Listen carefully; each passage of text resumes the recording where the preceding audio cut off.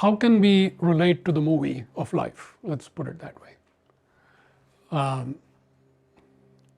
So one of the ways is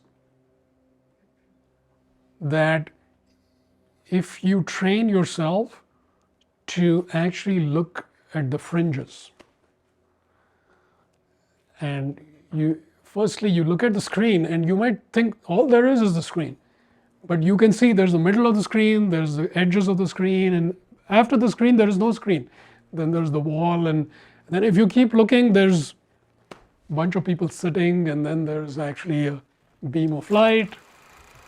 So in the movie, starting with the physical movie theater, if you start looking around like this, it'll ruin the movie, right? You will not get into the movie. You'll be like, there's a guy eating popcorn, this is going on, and this half the seats are vacant. You're looking at all these things. But also it contextualizes what's playing in the movie. Let's say in the movie a car is going off a cliff and it's blowing up. You are going to enjoy it, but you're not going to totally buy into it. You're going to be like, oh yeah, it's no big deal, right? So you're already contextualizing it as there's a bigger reality, and this movie is part of that. This you can do in real life. And you got to look pretty hard for the edges of the screen, because the screen is a wraparound 360-degree IMAX screen. So it's really hard to find the edges, but the edges are in consciousness. So don't look for the physical edges, okay, you won't find it. But in your consciousness, you can find the edges of the screen that is showing this movie. If you find the edges, you're doing pretty good,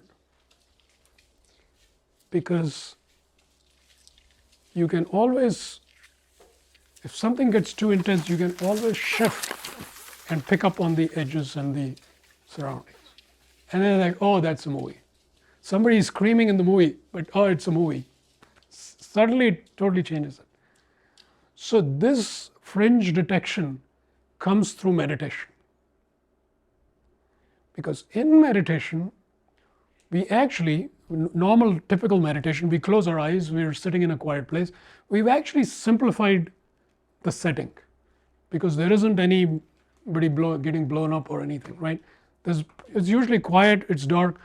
Now, it's like if you go to the movie before the movie starts, right? You will find they haven't started anything.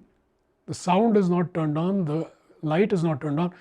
You're just sitting there. You are going to definitely see you're in a movie theater. Like you're not going to get fooled. It's very obvious. So think in your meditation, when everything is shut off, the sound is shut off, the light is shut off, there's no projection, you will be like, oh, this is the theater. Now when the movie starts, you can say, wait a minute, there's something going on. You can start noticing where the movie stops and where the consciousness starts. That's the edge. You can start detecting that edge. When you choose light, life becomes increasingly joyful, purposeful, and inspired. I invite you to join me to explore the realms of light, the infinite possibilities that light offers.